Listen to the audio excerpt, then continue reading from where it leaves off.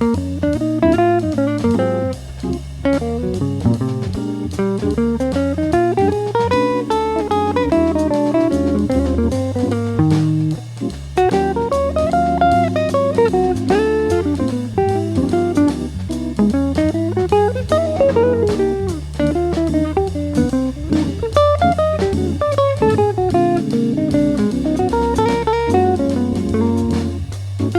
welcome to my channel. I'm Steve Down and this is my guitar. This week we're taking a look at the first chorus of West Coast Blues. So if you're just joining us, go back and look at episode 1 where we look at the head and the theory behind the melody and the harmony that's in that part of the tune. So this week we're looking at the first chorus of the solo. So this is going to be a really long series because there's about 8 or 9 choruses, and then I'm going to transcribe some of the other solo as well, and the last head. So this will take us well into the new year. So if you would like to get the full transcription and the backing track, which is created by me, Joe Harris, and Josiah Manning, and all of the other things that you can see on my YouTube channel as well. So all of the scale, arpeggio, chord, scale packs, all of the transcriptions of all the solos and all the backing tracks. You can get that all over in one place, and that's www.patreon.com/X to Guitar Lessons. The link is on the screen and in the show notes below. And you can get that for as little as $3 a month. There's a buy me a coffee link below if you just want to say thanks but don't want to do a subscription. And if you don't want to do any of that but you still want to show your appreciation, then please like and subscribe and drop me a comment as well, because I like to hear what people think of these videos. So before we carry on, I just want to say a big thanks to all the people that have signed up since the last video on Patreon. So big thanks to William, Mike, Kate, Alvaro, Carlos, Pigs Go Broke, Chris, Jim, Mio, Raphael, Dom. There's something in Mandarin and I cannot pronounce it, so whoever that is, thanks for signing up. Toby, Graham, Stephen, Augustin, Matt, Whit, Sebastian, James, and Frank. So thanks to all of you who have signed up in the last couple of weeks since the last video. So without much further ado, let's get on with the rest of the episode, and let's take a look at the first 4 bars of the solo. So here's that.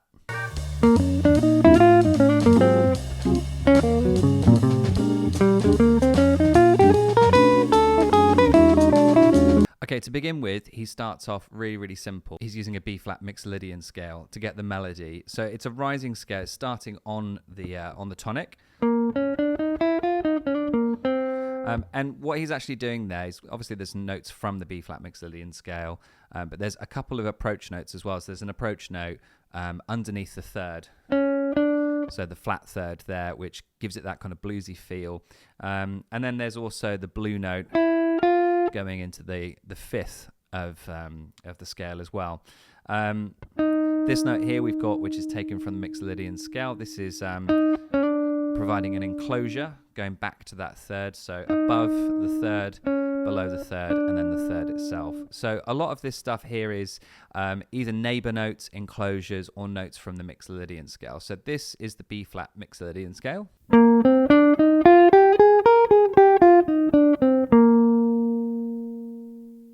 And then here's a version with some extra chromatic notes, so all of the extra notes that you can use that are around the notes in the scale, so that you can provide yourself with some neighbor notes.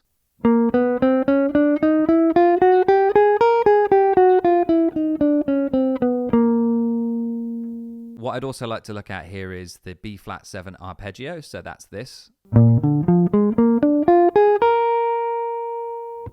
the reason for that is that yes, he is using a lot of chromatic neighbor notes or enclosures or notes from the Mixolydian scale, but they're all enclosing the notes from the B-flat 7 arpeggio, so he's clearly stating what the harmony is. So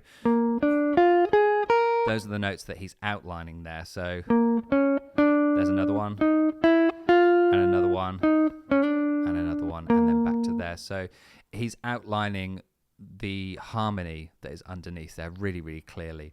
And then when he goes to the next bar, the A-flat 7, he's very, very clearly outlining the harmony of that chord as well by landing on the third. And landing on the third is a really good idea if you're resolving or moving to a different chord, because it spells out the chord better than the tonic or the fifth would, because usually, unless it's a diminished or a half diminished chord, the tonic or the fifth are going to remain the same, whether it's minor, major, or dominant seventh. So the third and the seventh are what are going to change. So that's the ones that are usually really, really good for landing on. Whilst we're here talking about that, let's take a look at the A flat 7 arpeggio, so that if you want to land on other notes from the arpeggio, then you've got those to hand. So here's that.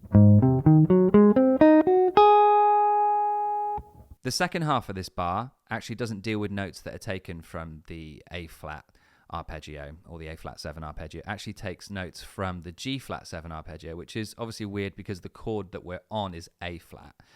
The reason why he's using G flat is because it brings out some of the really, really juicy extensions that provide that kind of spice to the solo. Rather than it sounding a little bit more like an academic exercise, it sounds a bit more melodic and a bit more out there. So if we take a look at this G flat 7 arpeggio, and then we can see that the notes that are in his part of the solo, so we've got here the D flat, which is the 4th of A flat, or the 11th of A flat, but is the 5th of the G flat. And then we've got the B flat, which is the 9th of A flat, or the 3rd of G flat. And then the G flat itself, which is the flat 7 of A flat, or the tonic of G flat. And then the 5th again of G flat, or the 11th of A flat. And the 9th of A flat, or the 3rd of G flat.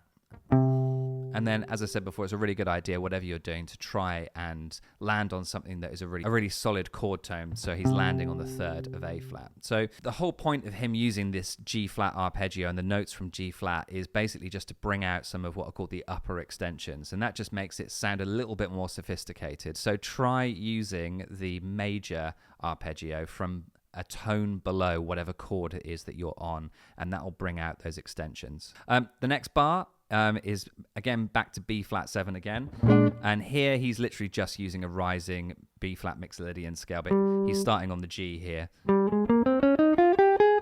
and he's heading. The reason why he's starting on the G is it's a really clever idea. So then he can land on beat 1 in the next bar on the tonic of the next chord, which is B minor. And that's a really, really great idea. Again, like I was saying, to land on one of the chord tones, because it spells out exactly what the harmony is. So here's that B flat Mixolydian scale again.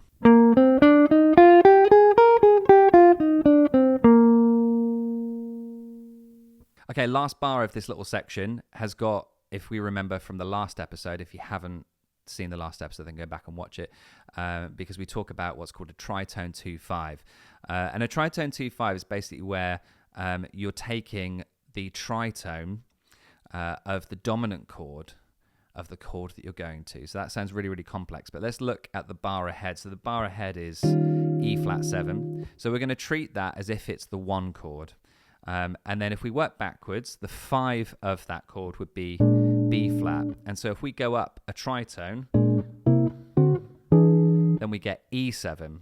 So E7 goes really nicely into E flat 7 because it's only a semitone above. So we get that is the tritone there. And then if we work backwards again, assuming that E7 is a 5 chord, we can make B minor the 2 chord. So B minor 7 to E7, and then instead of resolving it to the A, we go to E flat 7. And what he's using over the top of this to spell it out is the B flat Dorian scale, which is this. And so the first 4 notes from this line, which is this really nice fourthsy idea, they are all notes taken from the Dorian scale there. And then he spells out the E7 chord that's underneath by playing the 3rd and the 5th, and then working backwards to the flat 7, up to the tonic, and then through the 13 he goes back to the 5. So he's really, really spelling out the sound of this E7 chord, but he's using notes from the E Mixolydian scale, which is this.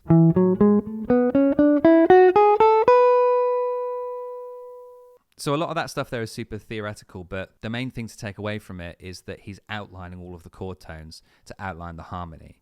So try not to get too bogged down with all the scales, and the theory and learn the chord tones that are underneath. And then everything else can be melody that's added on top using the scales. So your chord tones are kind of like your skeleton, if you will, and then the scale is more like the flesh and the muscle around it. Before we take a look at the next 4 bars, let's take a look at me using these techniques that Wes has got, but in a solo of my own. It's a really good idea to do this because it will really help you to digest and memorize all of the theory that's going on in what Wes is doing. So use his ideas, use the backing track, and then come up with your own solo over the top of it. So here's my example.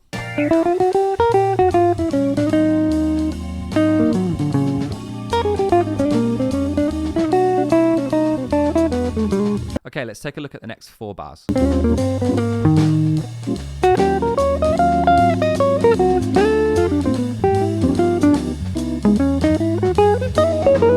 So the first chord is the 4 chord, the E flat, the one that we approached via the tritone 2/5. Nothing really special going on here. He's outlining again the harmony. He's outlining the arpeggio at E flat 7 by playing the flat 7. He's approaching that from underneath and then playing the 5th, the B flat, and then playing a nice little chromatic line going back to the B flat again, but on the 3rd string, and then going down to the flat 7. So again, just outlining what's going on in the harmony underneath. And then it starts to get a bit more interesting. So rather than what we've got in the head, which is where we go back to the 1 chord, he's actually doing this series of 2/5s that are descending in semitones, heading towards the 2 of the whole thing, so C minor 9. And then eventually we hit the F7 and then back to the 1 chord. There's nothing really complex here going on with the harmony. All he's doing is he's going from E flat, which is the 4 chord, and then making his way down with 2/5 chords until he hits the C minor. So it's just a really nice altered chromatic way of getting from the 4 chord back to the 1 chord without having to use the standard 12-bar blues chords or the standard jazz blues chords. So the first 2/5 is in D flat, so that's E flat minor 9 to A flat 13. So we could use the D flat major scale.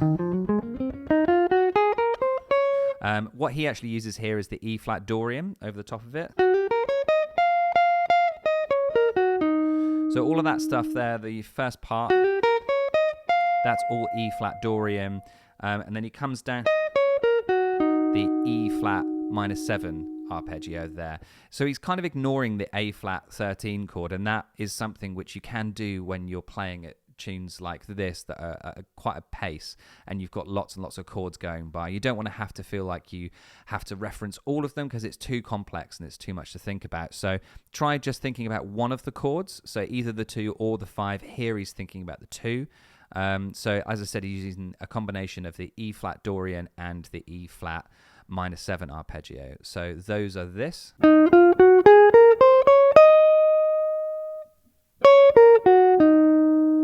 And then we move to the next 2/5, which is a 2/5 in C. So D minor 9 to G 13. And what he's using over the top of this is D minor 7 arpeggio, which is this. And then also he's using some of the G7 arpeggio, which is this. The other thing that he's using as well is, again, to spell out some of the upper extensions, he's using the C major 7 arpeggio, which is this. And so what we get there with the C major 7 is the C will provide you with the 11th, the E will provide you with the 13th, and then the G will provide you with the tonic, and then the B will provide you with the 3rd. So we're getting some of the extensions and some of the really fundamental stuff from the chord tones of G. So again, it's a really good idea to try and use other chords, other arpeggios over the top of the chord that you're on, just to bring out some of those extensions without having to think too theoretically. And then we move to a 2/5 in B, so C sharp minor 9 to F sharp 13. And here, again, he's ignoring the 5 chord and just dealing with the 2 chord. So he's thinking in C sharp minor, and he's using the C sharp Dorian scale, which is this.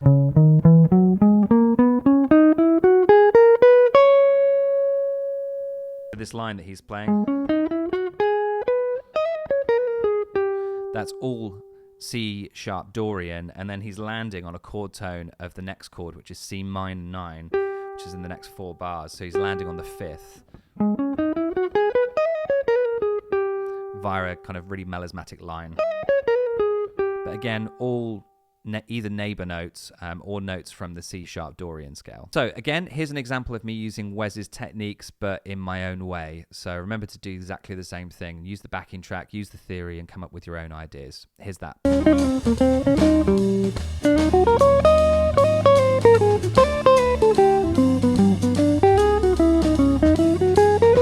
Okay, let's take a look at the last 4 bars. Here we go.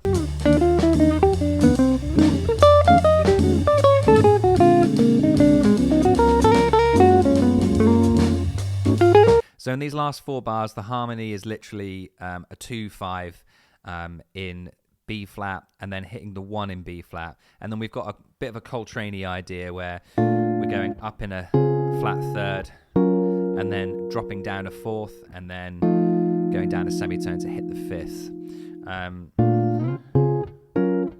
So there's a really kind of, like I said, Coltrane-y idea there. So let's deal with the first bar of this 4-bar phrase here. So looking at the 2 chord C minor 9. So over the top of this, you could say that he's looking at C Dorian, which is this.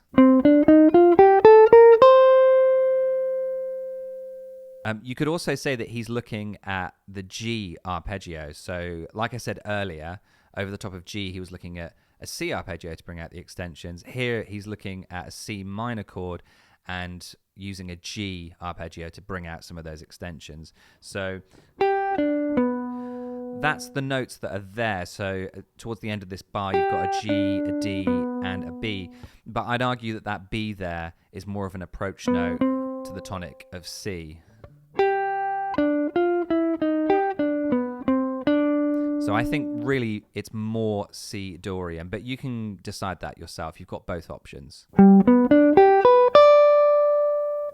Moving on to the next bar, we've got the 2-5, so C minor 9 to F13. And here, what's really interesting at the beginning is that, again, he's using a different arpeggio to bring out upper extensions. So he's using a E flat major 9, which is this.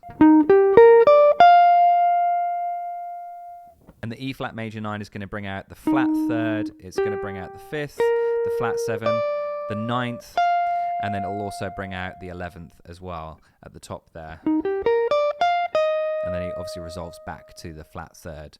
And then we've got, after that, we've got an F altered idea. So here's the F altered scale in 2 different positions.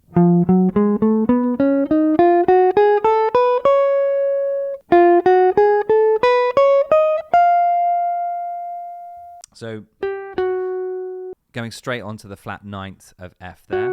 So that there is G flat. And then plays a straight altered line. So taking us down to the 5th of B flat. This is the first we hear of any kind of altered ideas from Wes. There's going to be plenty more as we go on, but he's been pretty restrained in this chorus so far. Altered scales are a really good idea to use if you want to create loads and loads of tension, but you do have to resolve really, really carefully onto a chord tone in the next bar. And that's exactly what he does. So it resolves onto the 5th of B flat. And then from here, he's using neighbor notes to bring out the tonic of B flat and the 3rd. And then over the top of the D flat 9, we've got another use of a different arpeggio over the top of the chord we're using. So over the top of the D flat dominant 9th, we've got an A flat minor 9 arpeggio. And that's this. So again, the A flat minor 9 is going to bring out the 5th of D flat. It's going to bring out the flat 7, the 9th, the 11th, and the 13th. So really, really good idea to try and use that there. So if you think about it from the point of view of D flat, all you got to think is the 5th of D flat and make it a minor 9. And then that's going to bring out all of the extensions of the chord that you're on. After that, going into the next bar, the last bar, we've got F sharp major 7, and all he does is just comes down the arpeggio by way of the 11th there, again to do an enclosure of the 3rd. So So that's the whole thing. That's the whole first chorus. You can see it's pretty packed. And the things that he uses here, majority of the time, is a lot of arpeggios that are not actually of the chord that we're hearing in the harmony underneath. They're actually different arpeggios, and he's specifically using them to bring out the extensions, the upper extensions of the chord that we're on. So use his various ideas there, whether it's a tone underneath or a minor, a fifth underneath, or a fourth above. Whatever it is that he's using and what you're going to use, make sure that you're trying to use something that brings out those upper extensions. Try the altered scale as well. If you're a beginner, then it's going to be slightly difficult to use. He might want to shy away from that at first and just get used to outlining the harmony. But even just using one or two altered notes like the flat 9 or the sharp 5 added into your dominant 7th arpeggio is really going to help you to bring out some of those altered ideas. So just to finish off, here's an example of me using Wes's ideas from these last 4 bars, but again, in my own way.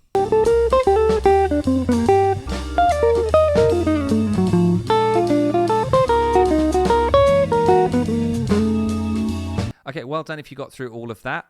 Thanks for sticking around, and make sure that you use the backing track that's on Patreon. The link is on the screen and in the show notes below. And come up with your own solos. I always like to hear solos, so if you're on Patreon, then please do drop an attachment of your solo into a direct message, and then I can take a look and give you some feedback. Over on the Patreon channel, we've got all of the transcriptions of every series that's on my YouTube channel, and also all of the backing tracks, and that's available for just $3 a month. So head over there if you want all of that. Use the Buy Me a Coffee link if you don't want to do that. And if you don't want to do any of it, then just make sure that you like and subscribe and drop me a comment. And I will see you next week for the next installment where we look at the second chorus of West Coast Blues. Thanks for watching. Bye.